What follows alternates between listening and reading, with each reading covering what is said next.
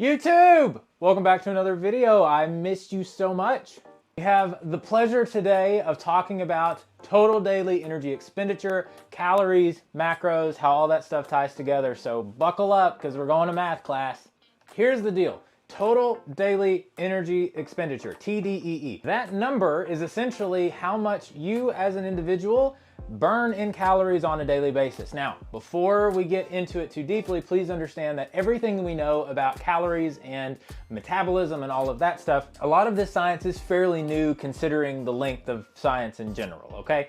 But what we do know is that the equations that we have right now are an excellent guesstimate of what your body burns on a daily basis. Because here's the deal, every single person's body and metabolism are going to be slightly different. You and I, while we're made up of the same blocks of stuff, we're not made up of exactly the same stuff. The amounts of this or that are different, our genetics are different, all of those kinds of things.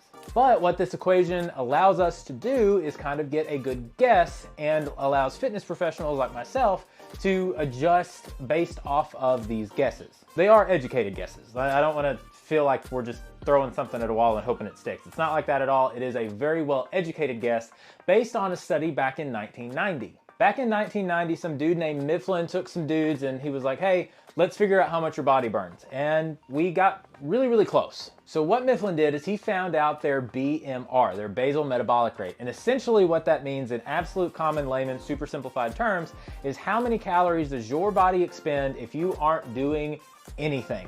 Now that equation is almost exactly the same for men and women with one minor detail at the end. So let's calculate one for each and then we're going to talk about how we use that number to determine if we want to lose weight or gain weight, what we need to do with it and all of that kind of stuff.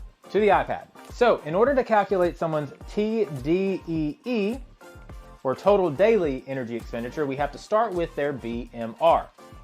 So let's do that. BMR, basal metabolic rate. So we are going to be using freedom units because this is America and that's what we do. There is a metric version. Feel free to go Google it. This is America. Okay, so here's what we're going to do. The first thing we're going to do, we need to find out a couple key pieces of information. We need their biological age, their weight, their height, and their age.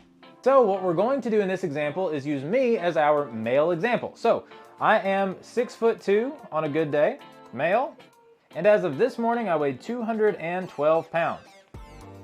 Now we have the information we need, all we have to do is plug it into a formula. By the way, there are all kinds of calculators for this online. You don't have to do it by hand like we're doing today, but I do want you to understand kind of how this equation works, but I'm gonna link one in the description, that way you have one of these calculators online if you wanna go ahead and use it. The first thing that we're gonna do, we're gonna take our weight, 212 pounds, and multiply that by 4.55. So that's going to give us 964.6 for our first number.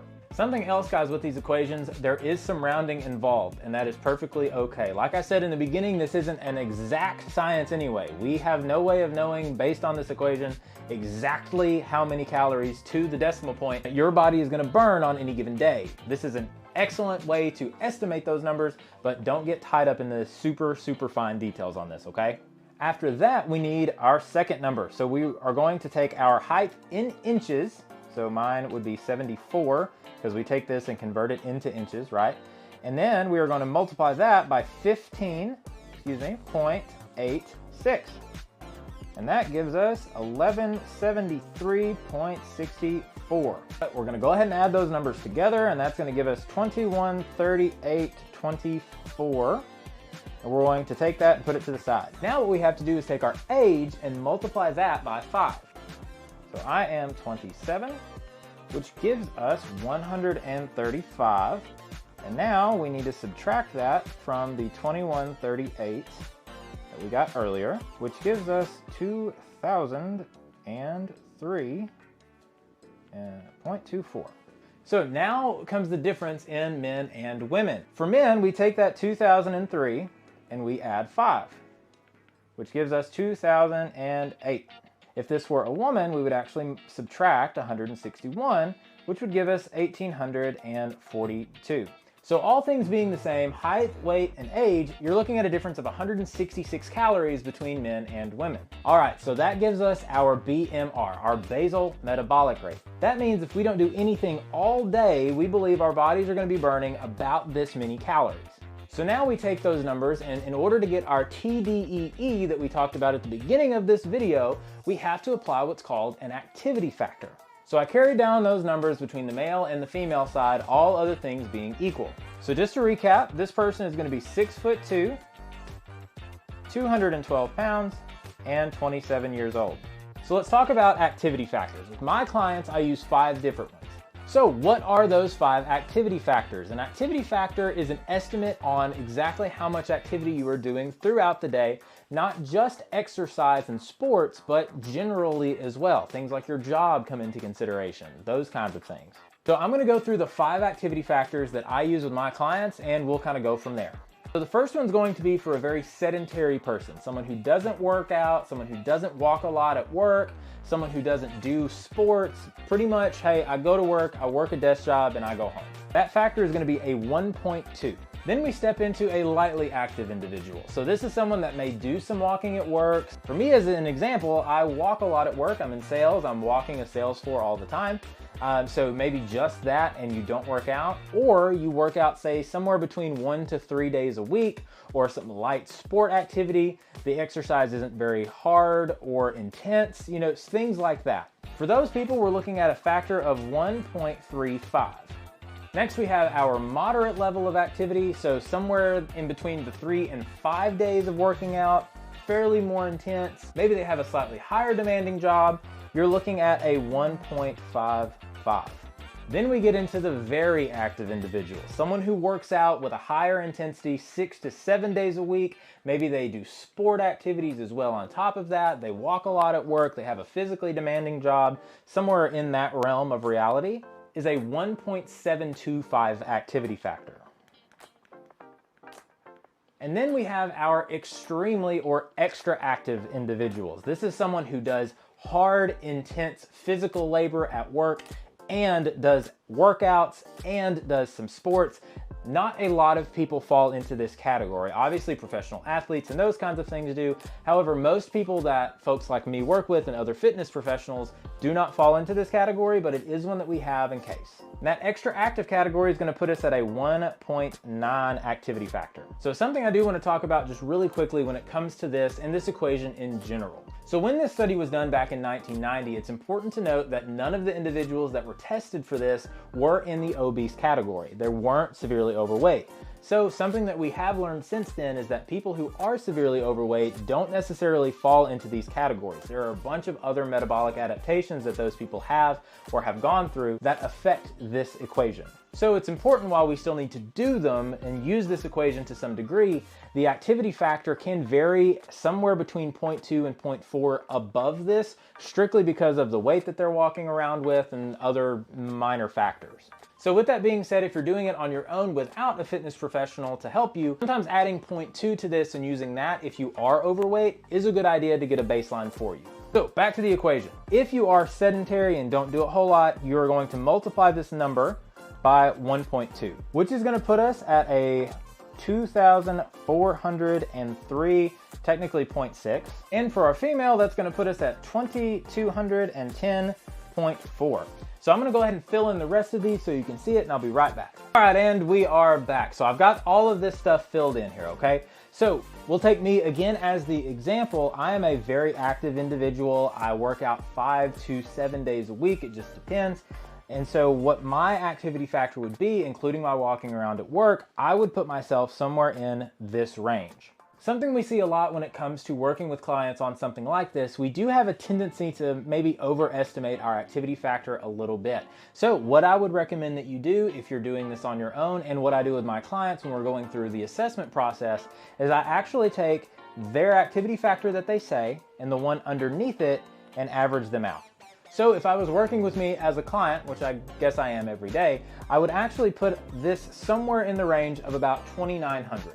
And something you'll notice here too, guys, is that I took away all of the decimal places on these answers because we're getting into the point where it just doesn't matter. A 0.06 calorie calculation doesn't matter. and it doesn't even exist and when it comes to nutrition labels and all of that kind of stuff. So we just take it out because frankly, it doesn't matter. So we're gonna put 2,900 right down here as our TDEE. And we'll do the same thing for the female. Let's say she is somewhere in the same range as well. Again, roughly, we're gonna put her somewhere in the 2,700 range. All right, so now we have our total daily energy expenditure, which is awesome. This is the number that we can use to work off of for the rest of our calculations. Just to remind you, the TDEE is your number of roughly what you are gonna burn in calories in any given day. So let's talk about goals now. Let's say that you wanna lose a little weight, which is an awesome goal that most of you are probably after. What I was after when I was 315, 325 pounds, I wanted to lose some weight. So how do we do that? There is only one answer to that question for the 98% plus of people and probably everyone that's watching this video. We have to burn more calories than we consume on an average given day. So how do we find that number as far as what we need to consume on average through a week in order to lose some weight? Now, the rule of thumb for most fitness professionals is about 500 calories per day, get us to a 3,500 calorie deficit through the week. Now, it's by far from a golden standard that 3,500 calories is going to burn a pound of fat. It is the best, quick, easy, simple calculation that we have. Of course, there are some nuances in it that are significantly more complex than that. However, it is an excellent starting point for you in order to find out how your body needs to adapt to these things. So here's what we're gonna do. A good goal on average is between 1 to 2% of body weight loss per week. With that in mind, you can do your calculation based on that number, however you see fit. Anything over 2% of body weight per week, we start getting into some things that are hard to adhere to, some things that are hard to keep going. We start to lose the idea of good, meaningful lifestyle changes, and it tends to get into like crash fad diet type stuff.